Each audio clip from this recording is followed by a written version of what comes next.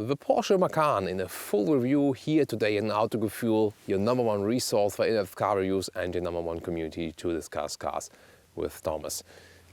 This one here today, first of all, my favorite color, sapphire blue. You could also call that Thomas Blue. That's a running gag here at Autogefühl. And also in the 4-cylinder version, so 2-liter displacement turbo petrol engine. Does that work with the Porsche? We have seen it in a 718, Boxster and Cayman. Does it also work here for the Macan? And how much is it different to the GTS version we have also had recently? So Porsche Macan GTS review is also on Autogefühl, linked in the video description. Today with the entry version, let's find out more about that on Autogefühl in full HD, full screen and full length. Let's go!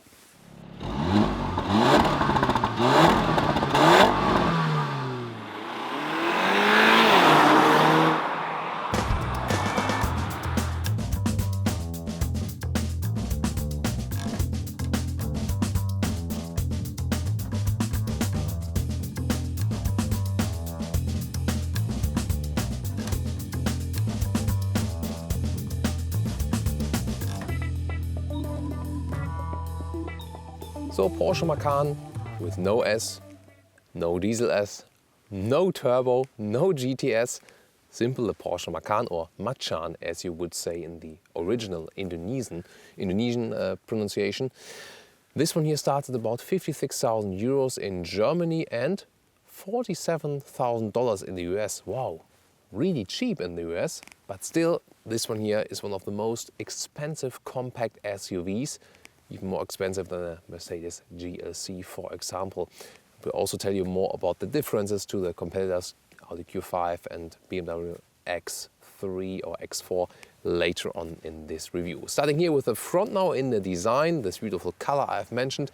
Here we also got the adaptive LED headlights mounted. They have a pretty impressive effect when you're driving at night at higher speeds especially, because they can also leave out certain spots. Strong appearance here, typically for Porsche. Big front grille here in matte black. And from the visual perspective, we don't have so much aggressive front bumpers in the GTS, but in general, already a nice sporty appearance already in the basis version. 4.69 m or 15'4" is the length of this vehicle, and thus of course shorter than a Porsche Cayenne. So if you don't need the space of a Cayenne and still want a Porsche SUV. This one here mounted with winter tires now, therefore they look more balloon style. It would look different if we had summer tires, but of course we have winter in Germany. Those ones here are 19-inch and well, 19 is not too small, but only because those are winter tires. They look smaller than they actually are, but still I think a good look. Sapphire blue again, and not such a strong lower bumper, but this black contrast in this crossover style. And then round shapes at door handles, for example. Also the roof folds down just a little bit, or coupe style ending at the rear doors. Framed in black, you can get that one. I would rather prefer the chrome one, but that's of course up to you. And then another free look at the side profile where the lights are already beginning at the side. And those taillights are one of my design favorites with this car because they have this 3D effect and they're really three-dimensional and horizontally drawn. I think a very beautiful detail. Contrasting rear wing in black here. To open the trunk you will have to press here. We'll show you that very soon.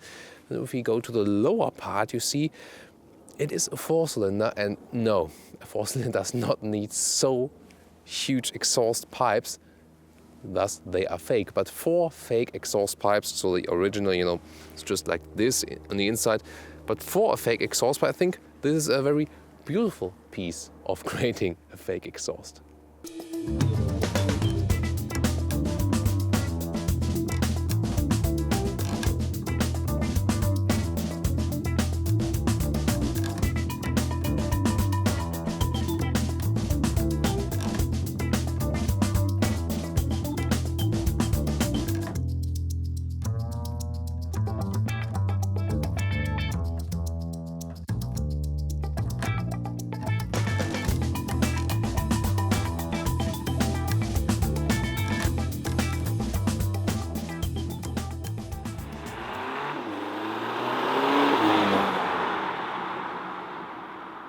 So what do we have here today? First of all, I mean, how unique is that for the hood?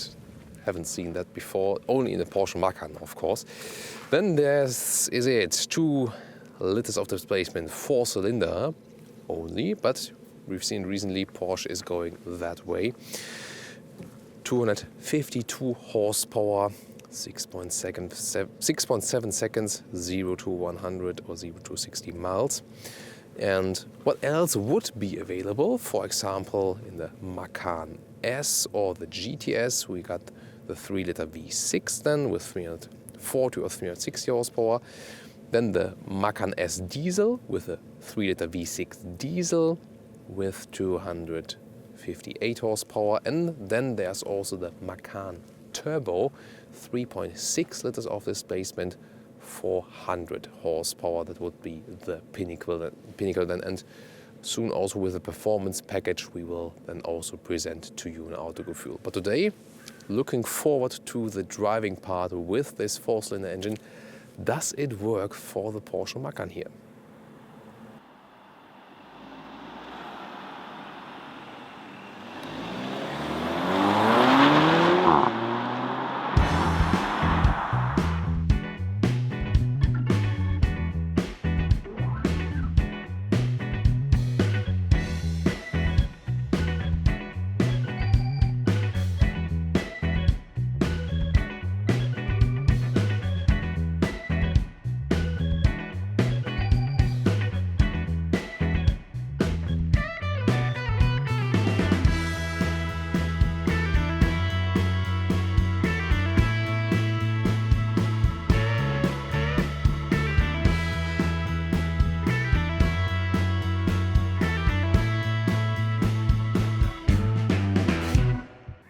This is the Porsche key, typically in this vehicle shape. Open the car, no keyless entry, as you also have to pick that optionally. Then on the inside you can get different inlets, and I mean this already does it quite well. Good quality also here, solid door handles for example, or for metal. Automatic window levers on all 4 parts. Some space here also for bigger bottles, that works. Then I can put the key in here on the left side, and this is typical for Porsche that you still have it here on the left side. So that way you can turn on the ignition. The steering wheel is a rather simple one here with some controls, for example for volume. And we'll soon get also into the other details, instruments and infotainment system. We'll do that separately.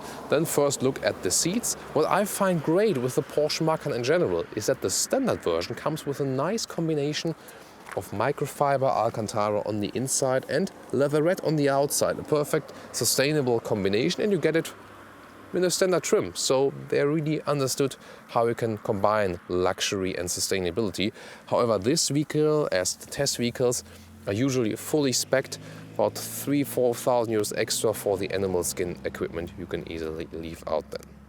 Then let's get inside and always keep your car tidy. So you got this upright seating position as we are used to in an SUV. It's not that high, not that kind of a command view as in the Porsche Cayenne. And it is comparable to the Audi Q5 because they also share the same platform. This one here, of course, with the old Audi Q5. Steering wheel in a compact size, as we used to from Porsche. A good racing steering wheel with some gaps here for the thumbs.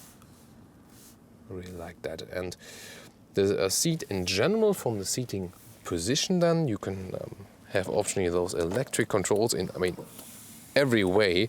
But then again, it costs extra as everything here, lumbar support. This one here to lengthen the seating area in the front, or can shorten it again right here. And then also here for the bolsters, those ones here, and also the upper ones, they also can be blown up. It's really interesting. Those sports seats here offer good side support, and this gives you a cozy feeling, and especially in corners, good grip handling for your body.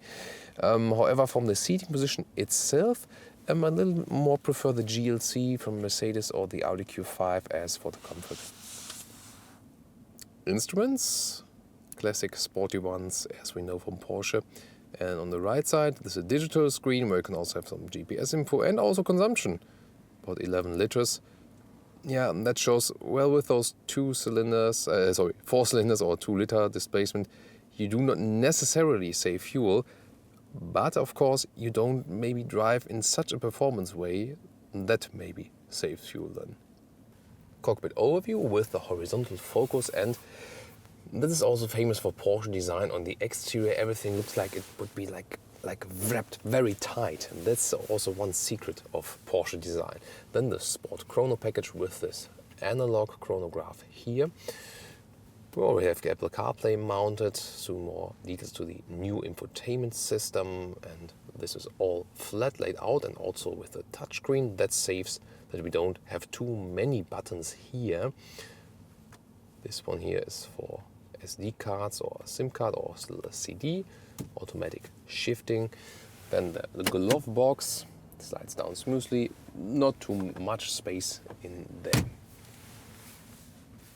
The armrest, you can put it in the front and back again. Then the USB port is right there, little space in there. Adaptive beverages holders or also for your smartphone. Then still so many buttons right here. So here's a 12-volt power supply. Sport Plus mode, Sport mode, suspension. We will talk about that when we drive the car, and then you can just activate them here, or some are activated by the Sport modes itself. Seat heating, vent control, and this is still a classic Porsche way to change the temperature right here. Infotainment system, you see you can have Android Auto, Apple CarPlay mounted here, and also use your own GPS. And if you want to go back to the Porsche menu, you press this one here, and this is then the original Porsche menu. For example, you can also check the built-in sat-nav, seeing the map right here, and there's a good resolution, nice clean display. I really like that, and also see the reaction times if I want to zoom in and out. This is really well done, so I'm very satisfied with that system in this case. Home, you can also check the sound systems, for example the settings right here, height, depth, fader and stuff. And you see again the reaction times are really fast, and you could also just connect your phone not only with the Apple CarPlay but also standard Bluetooth connection, so that's also possible. You can spec this car with a really large panoramic roof. This is the way you open it. Leaves a lot of light into the interior, so that's the maximum. And of course close it again, really a lot of space. And if it's really hot, you see the windows already darkened a little bit. But if it's even hotter, so let's close it, then you can also activate a shade. Takes some time, of course, if it's the electronic way. But this shade also covers the whole area then. However, I've heard some guys of you from the feedback that live in hot climate, and they really say even that is not enough for me. I really do not want a panoramic roof. Then let's get in the rear compartment. And this car is sporty, but you also need to be sporty to sit in the rear, because for a compact SUV, I mean, it is still okay. I'm 1.86 m or 6'1" for all our non-subscribers. There's still space in front of my knees, and also, although we have the panoramic roof mounted, I can sit here, but 119 meters or 6'2" would already come too close. Then leave out the panoramic roof if you're traveling with very tall adults here in the rear. So the package of this car is not the best. You don't have too much space if tall drivers are driving. However, the seating position is still upright here in the rear, and that makes it again comfortable enough. But there are other SUVs with more space. Adaptive beverage holders here in the rear, and you can also flip the ski hatch and have right through the trunk. And let's check out how else we can flip the seats. Temperature control also available for the rear. Again, also everything is optional, with a nice visualization here for hotter or colder. And below that we also have 2 USB supplies for your children to charge their expensive iPhones already at the age of 8. That's how we do it today, don't you? And now there is this famous opening for the trunk. There it is. And well, this is reasonable space, really. They didn't waste too much here. Also fixations for tension belts and a 12-volt power outlet. I think in the option list you can also get a replacement tire. None is put here, but the Bose sound system. So overall, as for the luggage space, I'm satisfied. However, I cannot flip the seats from here. I have to go around again and then flip the seats from the rear compartment. That's a little bit disappointing. And then we have either a 2/3, 1/3 split with an even or flat loading area, or as I've just showed you, also you can just put the ski hatch.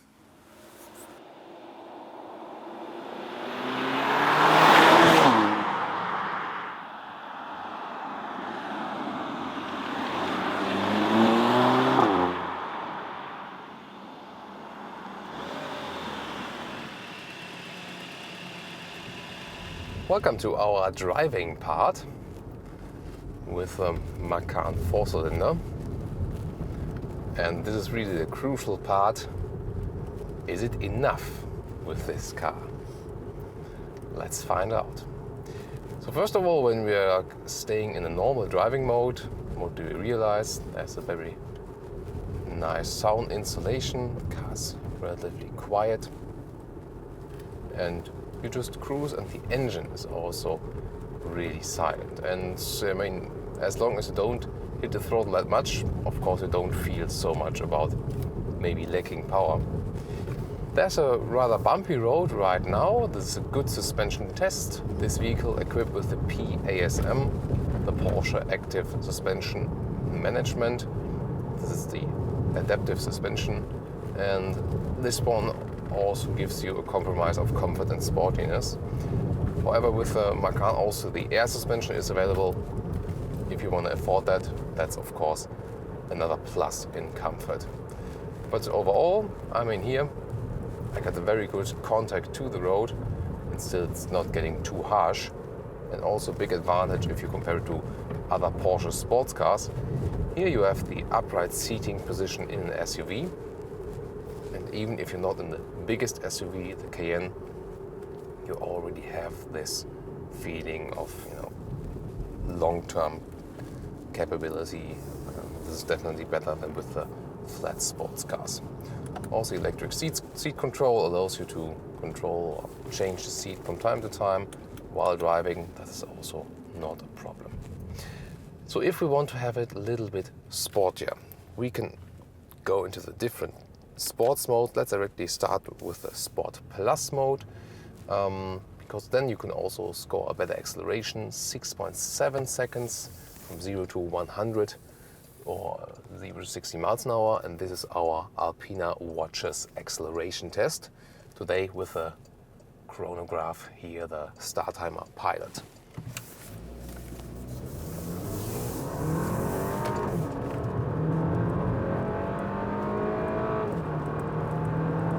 That was already 100 kilometers an hour.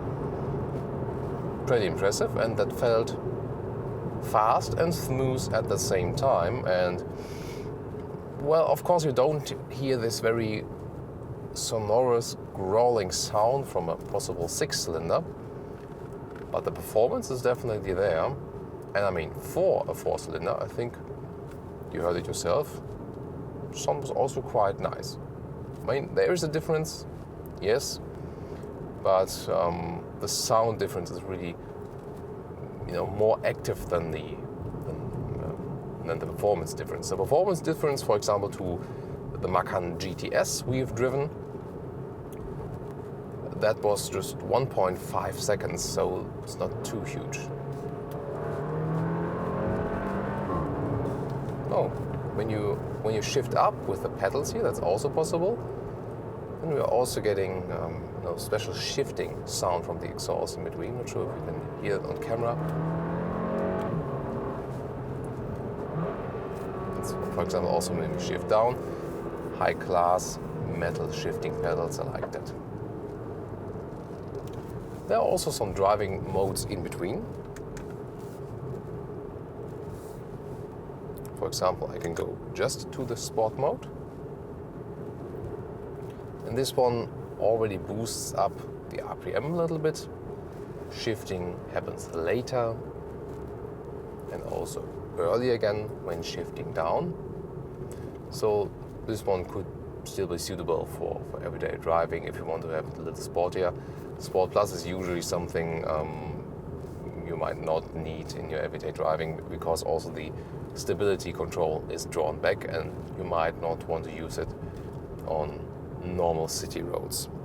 However, there's also this suspension button activated right now, and well, the big difference, on even roads as we have it right now, you don't feel that much of a difference. However, now we're getting again to a rather bumpy part. Let's see, really going over the bumps now, and then deactivating the stiffer suspension. Let's see the difference. So, Sport Plus, stiffest mode, second, and now Comfort. Sport again. Yeah, you feel a slight difference, but even in the Sport Plus mode, stays comfortable enough.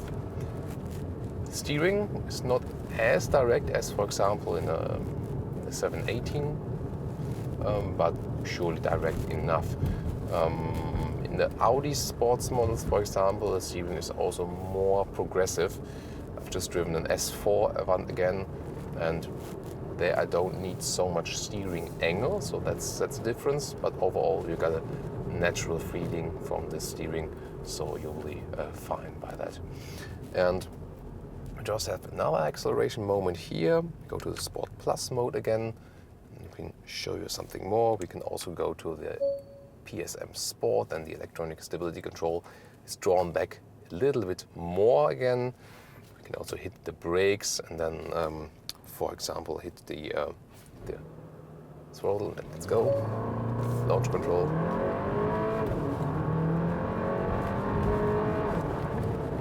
So that was again 100. Easy feeling with this vehicle due to the all-wheel drive. And this is a basic difference also if you compare it, for example, saying this one here is built in maybe in a Volkswagen.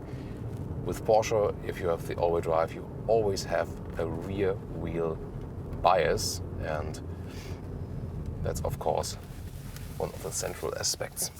By the way, here turning circle. Yeah, it could be smaller indeed. I mean, it's a compact SUV. So that could be a little handier, definitely.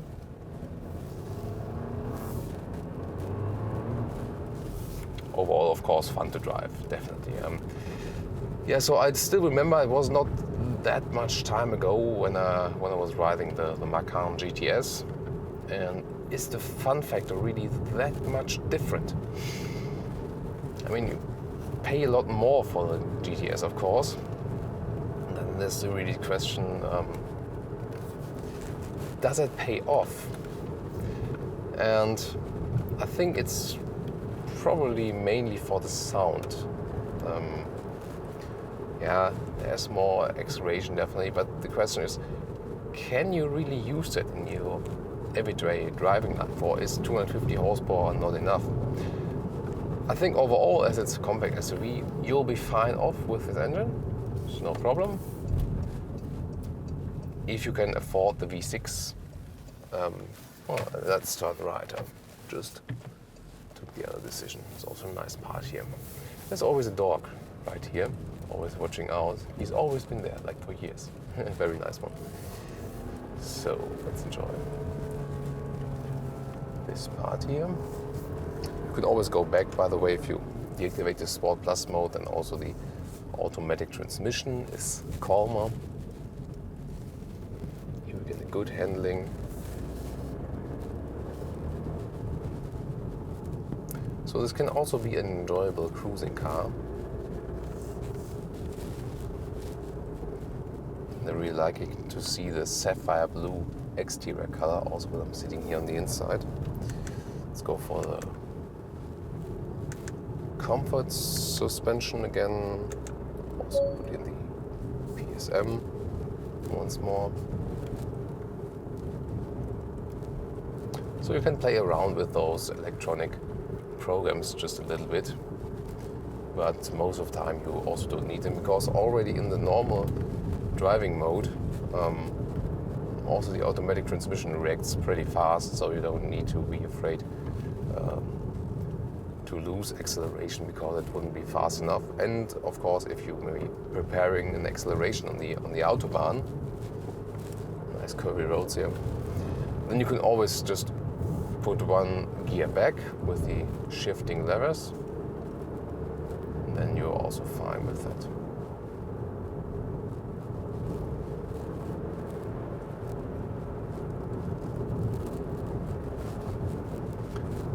Really amazing that we have this, again, bumpy road, and we hardly hear anything of that in the car, so they have done a very good job here.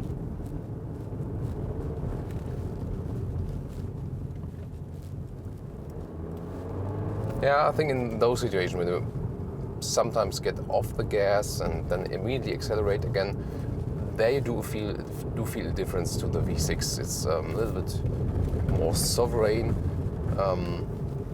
you know, in these middle speed parts. I think you do feel that, and you don't need it if you're not that much of a performance fan. Say you want to go for a Porsche SUV and don't want to pay too much money, and V6 is not crucial to you.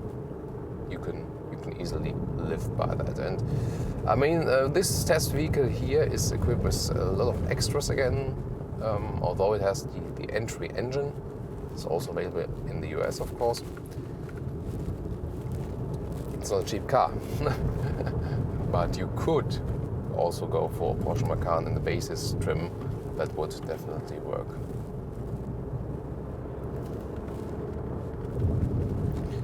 So I think this is also the most crucial point about this vehicle. It's an agile SUV, one of the sportiest SUVs there is on the road. Easy to handle, easy to control. Not as huge as the Cayenne if you don't need the space, and probably a lot of buyers who really won't need the space a Cayenne is offering. So this one here will also be enough. Really an enjoyable part here of riding today. Let's go into the Sport Plus mode again, give you a little bit more performance.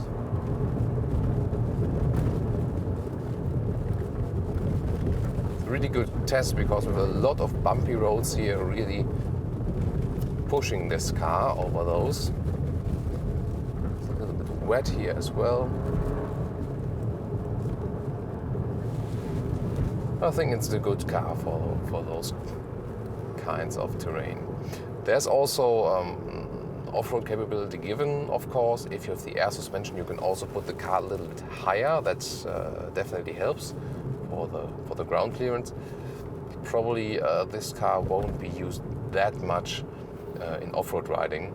So we have also our very first review of the Macan also offered an off-road riding part, so you could also tune in to that one. One thing I never really understand is the shifting, the turning indicators here. The whole column is so tight, and when you activate them, it doesn't give you a premium feeling. And in the rest of the Volkswagen Corporation cars, even Skoda or Seat, they manage to give you a very high-class feeling also when using the turning indicators, and Porsche obviously not. I'm not sure why they're still keeping up with that one, which gives you a strange feeling there. Basically, we do know this engine also, the 2-liter turbo engine. Do we feel a resemblance? That's another tough question. Does it feel like you would have, for example, a Skoda Octavia RS or maybe in a Golf GTI? It's really hard to say because the all-wheel drive system is a different one. For example, compare a Volkswagen Tiguan to that one. Maybe we do feel a little bit resemblance again from the sound. Performance-wise, Porsche has really tried to max out the performance with this engine here, also with the rear wheel bias. And then if you got the Sport Chrono package, that always gives you a lot more gain in the acceleration, and this can also help. So I think why not? Why not offering this as an entry-level engine? So especially I think on those very bumpy roads, the air suspension would also do a better job. The PASM is your pick when you want to have it sportier and you want to, also change the modes a little bit. Other than that, you could also say, when I'm going for the basis engine, I also leave out some of the extra equipment, also leave it with a standard suspension. You could also do that. I mean, why not? Then you can maybe have a relatively cheap Porsche SUV for that. Also enjoying looking at that analog clock or this stopwatch while driving. If you have the Sport Chrono package, this is maybe also another reason to go for the Sport Chrono package then. So really rough roads here today, but in a sporty way, and so that also makes it a little bit more exciting for you to watch, definitely. Well, maybe not when it's an Opel Corsa in front of us. Maybe we'll just leave it a little bit spaced, that we can have a last run of acceleration for you. By the way, assistance systems is, at least in this class, not such a big topic yet. The new Porsche Panamera features a lot of them. Here, even though autonomous emergency brake is available, only there's this combination with the adaptive cruise control, but that rather gives you an emergency warning. There's no real emergency brake that really reduces the speed to zero. I'm a little bit disappointed of that. So Porsche should really fix that.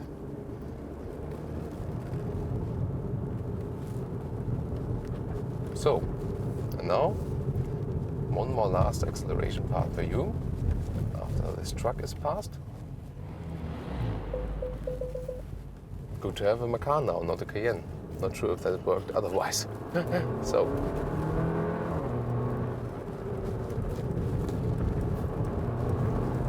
what do you think, guys?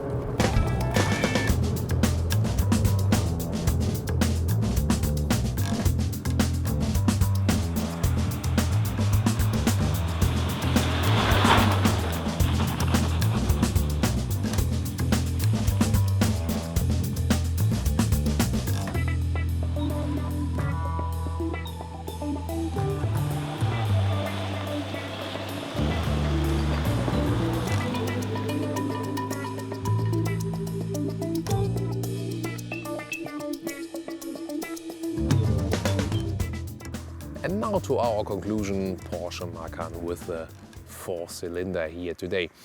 So overall, does it work? I think yes. A V6 is a little bit more fun to drive and also sounds better, that's for sure. But as this is also a Porsche which is not primarily used for racing, but more for cruising and every day, having a comfortable but still a sporty ride, this also does work, and you can save some money. 20,000 euros less if you compare it to a GTS version. But then I would also keep it in a basis trim level, because with a basic trim on the interior you already get a nice one, and you can always argue for having a, let's say, pure Porsche. Other than that, if you pick this test vehicle here, it's already above 80,000 euros again. It's really crazy, because you can put so many other extras in it to boost the price to astronomical values.